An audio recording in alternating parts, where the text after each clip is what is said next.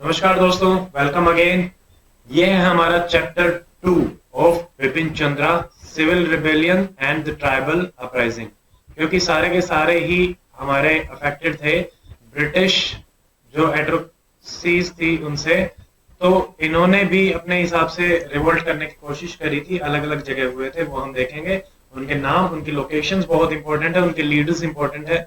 जो जो चीजें प्री के हिसाब से इंपॉर्टेंट है, we have covered everything from this chapter.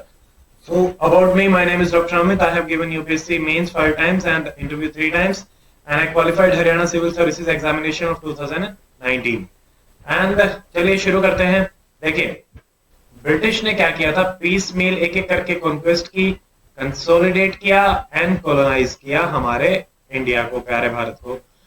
तो अब उसकी वजह से अलग अलग जगह पे अलग अलग लोग इफेक्ट हो रहे थे, तो पॉपुलर रेजिस्टेंस आपका आने लग गया, सिविलियंस की तरफ से भी और ट्राइबल्स की तरफ से भी और पीजेंट्स की तरफ से भी। इसमें हम सिविलियन और ट्राइबल्स का देखेंगे। जो सिविलियंस वाला था, इट वाज लेड बाय जो हमारे राजा होते थे, नवाब होते थे, जमींदार होते थे या फिर लैंडलॉर्ड्स होते थे, क्योंकि सिविलियंस को तो यही हेड करते थे। सो एंड इनको हमारे साउथ इंडिया में क्या बोला जाता था, पॉलीगार्ड्स और लैंडेड मिलिट्री मैग्नेट्स इन साउथ इंडिया। ओके, और इन जो मूवमेंट्स की या इन रिबेलियंस की जो बैकबोन थे वो हमारे पीजेंट्स थे, आर्टिशियंस थे और सोल्जर्स भी थे, जो आपके उन जमींदार्स के लठियाल होते थे, तो वो इनके रिबेलियंस में पार्टिसिपेट करते थे। तो इसका कारण क्या था, cause of the rebellions? Obviously the rapid change in the everything, economy, administration and revenue system, जिसकी वजह से बहुत ही हैवी एक्सप्लॉयटेशन हुआ और जीना दूभर कर दिया गया। Life became misery for common people. तो ये हुआ 1770 से लेकर 1857 के बीच में 12 मेजर फेमाइन्स आई, बट ब्रिटिश इसको ठीक करने के लिए भी कुछ नहीं किया। ये भी एक एडिशनल रीजन रहा। और फिर आपका जो ब्रिटिश की पुलिस थी, जुडिशरी थी और एडमिनिस्ट्रेशन था, उसमें जो लोअर लेवल था उसमें बहुत ही हाई लेवल का करप्शन था। तो लोअर लेवल में high level of corruption, so everybody was upset. Then आपके जो स्कॉलर्स थे और प्रिस्टली क्लासेस थे, इन्होंने बहुत ही एक्टिव रोल प्ले किया यहाँ पे।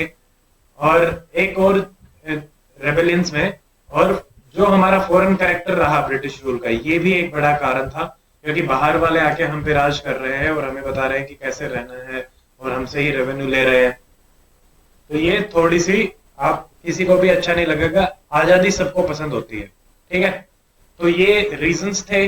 और देखिए 1763 से लेकर 1856 यानी 1857 से पहले 40 जो है मेजर रिवोल्ट रहे, बड़े बड़े, उतने बड़े नहीं थे बट हुए थे। देन ये सवाल बहुत इंपॉर्टेंट है, बंकिम चंद्र चटर्जी, इन्होंने लिखी थी आनंद मठ, ठीक है। इसमें इन्होंने सन्यासी रेबेलियन का जिक्र किया था, और 1763 से 1800 के बीच में अलग अलग जगह पे। तो ये सन्यासी रेबेलियन, आनंद मठ, बंकिम चंद्र चटर्जी, आपको याद रखना है। फिर हमारी हुई थी चौर अपराइजिंग। चौर अपराइजिंग, चौर आपका बंगाल और बिहार वाला जो रीजन है, बंगाल में था। तो चौर अपराइजिंग 5 डिस्ट्रिक्ट्स ऑफ बंगाल और बिहार में हुआ था। ये 1766 से 1702 तक और 95 से 1816। तो ये बेसिकली हमारे क्रोनोलॉजी में ही हम देख रहे हैं। 1763, 1766, तो पहले बंकिम चंद्र चटर्जी सन्यासी रेबेलियन, देन चौर अपराइजिंग। देखिए बंगाल का एक बोल्ड ट्रेडिशन है, जो कि हमारा सूफी प्लस वैष्णव ट्रेडिशन को मिलके है। यूनेस्को ने इसको इंटेंजिबल हेरिटेज साइट में, इंटेंजिबल हेरिटेज में इंक्लूड किया है recently, not so recent but recent. फिर देन आपके कौन कौन से हैं, रंगपुर, दिंजापुर, इनमें तो 1783 में आया था, ये ईस्टर्न इंडिया के कुछ हिस्से हैं। बिष्णुपुर, बीरभूम 1799। उड़ीसा के जो जमींदार थे उन्होंने 1804 और 17 के बीच में। देन संबलपुर में 1827 से 1840 के बीच में। ये आपका ईस्टर्न इंडिया के अलग अलग जगह जिनपे अपराइजिंग हुई थी। तो चोर और सन्यासी बहुत इंपॉर्टेंट है, रंगपुर और दिनाजपुर भी आप याद रख लेना। उसके बाद हम आते हैं साउथ इंडिया में। साउथ इंडिया में देखो, हाँ ये सारे ही इंपॉर्टेंट है। राजा ऑफ विजयनगरम, ठीक है, इन्होंने 1794 में। देन पॉलीगार्ड्स ऑफ तमिलनाडु, ये 1790s में रहे थे आपके। देन ट्रेवनकोर के जो दीवान थे, दीवान वेलुथम्पी ऑफ ट्रेवनकोर, ये 1805 में। फिर मैसूर, मैसूर कर्नाटका के जो पीजेंट थे उन्होंने 1830 में किया था। फिर वाइजैग हमारा क्या है, विशाखापट्टनम, यहाँ पे 1830 में सेम, गंजम में 1835 में, कुरनूल में 1846 में। दीवान ऑफ वेरुथंबी, पॉलीगार्ड्स एंड राजा विजयनगरम, ये तीनों याद रखना इंपॉर्टेंट है। ये है हमारे साउथ इंडिया के। अब हम देखते हैं वेस्टर्न इंडिया। तो वेस्टर्न इंडिया में हमारे कौन कौन से थे, यहाँ पे चीफ ऑफ सौराष्ट्र जो गुजरात का हिस्सा है, वहां पे ही 1816 से 32 के बीच में हुआ था रेबेलियन। देन कोलीज आपके क्या है, ये ट्राइब्स हम बोल सकते हैं, तो इन्होंने किया था 1824 से 28 के बीच में।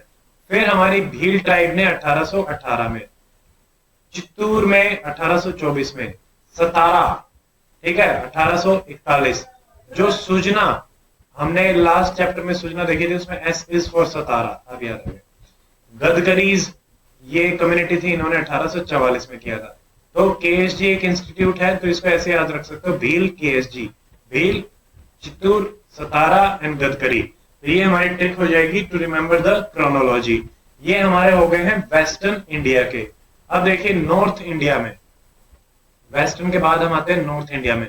नॉर्थ इंडिया में आपका बिलासपुर में हुआ था 1805, अलीगढ़ यूपी 1814, बुंदेलखंड बुंदेलाज ने 1842 में, खानदेश ये 1852 में। देन आपका सेकंड जो पंजाब वॉर है वो भी कहीं ना कहीं इसी से ही रिलेटेड है, और इसमें हम 1848 और 49 में जब ये हुई थी, तो इसको भी हम इसे रिलेट करते हुए चलते हैं, तो ये भी याद रख लेना, this is important. Second Punjab war, first Punjab war भी याद रखना कब हुई थी, tell me in the comment section, और हम इसकी सारे की सारी जो वॉर्स हैं वो एक साथ देखेंगे, तब उसको याद करने की कोशिश करेंगे। ओके, देन नेक्स्ट, अब ये सारे के सारे जो थे दे वर मैसिव इन टोटलिटी, सबने पार्टिसिपेट तो किया हर जगह, बट लोकल इन स्प्रेड, ठीक है, यहाँ पे थे तो यहीं रह गए, सारे मिल नहीं पाए, तो यहीं यहीं ऐसे ही रह गए, ये इसकी कमजोरी रही। सो दे वर लोकल इन स्प्रेड, हर जगह आए, east west north south south. Leaders जो थे वो हमारे इनके बैकवर्ड लुकिंग थे, क्योंकि ट्राइब्स और जो सिविलियन लीडर्स थे वो चाहते थे कि पुराना वाला ही सिस्टम फिर से आ जाए, और उससे जो कुछ फायदा होने वाला है नहीं, और उतने सक्सेसफुल हो नहीं पाए। द सेम रीजंस, आपकी ऑर्गेनाइजेशन नहीं है, आपका आउटलुक नहीं है, आपकी लीडरशिप क्वालिटीज, तो इन सब की वजह से, और इनका जो सप्रेशन था वो बहुत ही हैवी किया गया वेस्ट में, ईस्ट में और साउथ में। So that was the reason कि रिवोल्ट ऑफ 1857 में ये रीजंस साइलेंट रहे थे, जो कि हम पहले चैप्टर में देख चुके हैं। सो वेस्ट इज साउथ, जैसे पंजाब, बंगाल और साउथ इंडिया जो है 1857 में उतना पार्टिसिपेट इसने नहीं किया था। क्यों? क्योंकि suppression of the revolt was heavy. अब देखें ट्राइबल्स। ट्राइबल्स में क्या था कि यहाँ पे फॉरेस्ट होते थे, फॉरेस्ट में आके ये लोग सब कुछ जो उनको फॉरेस्ट को काटने लग गए थे, वहीं पे ही आपके मिनरल रिसोर्सेज थे, तो एक्सपेंशन, ब्रिटिश एक्सपेंशन भी यहीं से चल रहा था। तो इन्होंने इनके कल्चर को अच्छे तरीके से, बुरी तरीके से इफेक्ट किया था, नॉट अच्छे तरीके से। तो यहाँ पे भी सब लोग बड़े परेशान थे, उन्होंने भी इनके खिलाफ रिवोल्ट किया। क्यों? क्योंकि इनका रिलेटिव आइसोलेशन, क्योंकि ट्राइबल्स तो आइसोलेटेड रहते हैं ना, ज्योग्राफिकली, कल्चरली और हिस्टोरिकली भी, सब तरीके से दे रिमेन आइसोलेटेड। तो इनका आइसोलेशन खत्म हो गया। मिशनरीज जो थे, क्रिश्चियन मिशनरीज, उन्होंने आके इनको कन्वर्जन करना शुरू कर दिया, फॉरेस्ट लॉज बना दिए गए, अपने ही फॉरेस्ट में ये लोग क्रिमिनल्स हो गए। ये शिफ्टिंग कल्टीवेशन करते थे, उसको इलीगल कर दिया गया, तो दे सफर्ड अ लॉट। बेगार जो थी उसका एक्सपेंशन होने लग गया, बिना कुछ मिले ही उनको काम करना पड़ता था। एंड देखिए यहाँ पे एक टर्म यूज करी जाती है, ढीकू। ढीकू टर्म किन के लिए यूज की जाती है? इसमें तीन होते हैं, एक तो ब्रिटिश जो है वो, और आपके जो मनी लैंडर्स हैं, ट्रेडर्स जो मनी लैंडर्स होते हैं वो, और फिर हमारे ये रेवेन्यू फार्मर्स। ओके, तो कॉलोनियल इंक्लूजन प्लस इनका जो तिगड़ी बनती थी ट्रेडर्स की, मनी लैंडर्स की और रेवेन्यू फार्मर्स की, इनको बोलते हैं ढीकू। तो ढीकूज के साथ मिलकर ब्रिटिश ने लूट लिया अच्छे से ट्राइबल्स को। तो इनको दे फेल्ट कि उनके पास कोई अल्टरनेटिव ही नहीं है, no alternative but to fight. तो यहीं से फाइट शुरू हुई, और यहाँ पे बहुत ही इंपॉर्टेंट लीडर है बिरसा मुंडा, जो कि मुंडा ट्राइब को, तो इनको मसीहा समझा जाता था, क्रिस्मेटिक लीडर बिरसा मुंडा, ये आपको ध्यान रखना है। संथाल होल ये सबसे जो मैसिव रेबेलियन हुआ था वो संथाल्स का था, संथाल होल। तो इन्होंने क्या कहा था कि दमन एक खो बनाएंगे, ये एक ऐसी मतलब जमीन जहां पे सिर्फ हम ही आराम से रह सकते हो, दमन एक खो, तो ये बनाएंगे। ये संथाल के रेबेलियंस में थे, और ये होगी बिटवीन द भागलपुर एंड राजमहल। जो हमारा छोटा नागपुर है वहां पे ये राजमहल है, ये घरजात हिल है, राजमहल हिल है, ये रामगढ़ हिल है। ये हम ज्योग्राफी में और अच्छे से देखेंगे सारे मैप्स में। तो ये आपका यहाँ पे ये दमन एक खो बनाना चाहते थे। फिर भागानिधि एक मीटिंग हुई थी इनकी 30 जून 1855 में, ठीक है, भागानिधि में इनकी मीटिंग हुई थी, और इन्होंने कहा कि सत्ययुग लेके आओ, सत्य युग जो पुराना होता था जिसमें सब अच्छे से रहते थे, the rain of truth and true justice. तो सत्ययुग को लाने मतलब बैकवर्ड लुकिंग ये रिवोल्ट थे, ये आपको ध्यान रखना है। सत्ययुग बनाना है, दमन एक खो बनाना है, और भागानिधि में इनकी मीटिंग हुई थी 30 जून 1855 में। देन सिद्धू और कान्हो इनके प्रिंसिपल लीडर्स थे। Both the names are very important Santhals में, सिद्धू एंड कान्हो। और बिरसा मुंडा हमारे मुंडाज में थे। ये इनको ठाकुर बोलते थे, भगवान की तरह इनको मानते थे, क्योंकि इन्हें लगता था कि दे कम्युनिकेट विद द गॉड। पर 1855 में आपके सिद्धू मारे गए, 1866 में कान्हो को अरेस्ट कर लिया गया 11 साल बाद। तो सिद्धू कान्हो खत्म हो गए, तो फिर ये भी आपका रिवोल्ट खत्म हो गया। उसके अलावा खोल्स ट्राइब्स हैं, अपने एमपी और छत्तीसगढ़ में पाई जाती हैं। तो ट्राइब्स वाला भी हमारा सेक्शन रहेगा ज्योग्राफी थ्रू मैप्स में। पहला ही लेक्चर मिलेगा आपको ट्राइब्स का, वो हम कंटिन्यू करेंगे इसके बाद। 1820 से 1837 में कोल्स ऑफ छोटा नागपुर इन्होंने रिवोल्ट किया। 1879 हिल ट्राइब्समैन ऑफ रंपा में रिवोल्ट हुआ 1889 में। देन बिरसा मुंडा रूल कब से कब इन्होंने लगाया था? 1899 से 1900 तक। तो ये 1900 से पहले सब कुछ लगभग हो चुका था। देन इनका जो कलर था वो था red flag with red blood, ये डिक्लेरेशन इन्होंने दिया था, ठीक है। अब हमारे और कौन कौन से आते हैं? देखिए मेघालय में था, ये इंपॉर्टेंट नाम है चित्तूर सिंह, ये खासी के थे।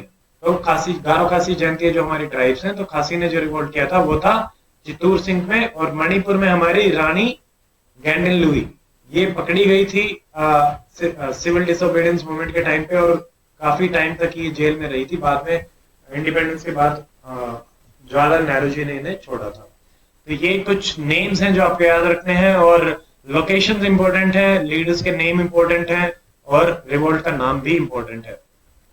So this is it in this chapter. If you like this chapter, so please share and subscribe the channel. Comment अगर आपको कुछ भी suggestion देना है, and if you like also then comment.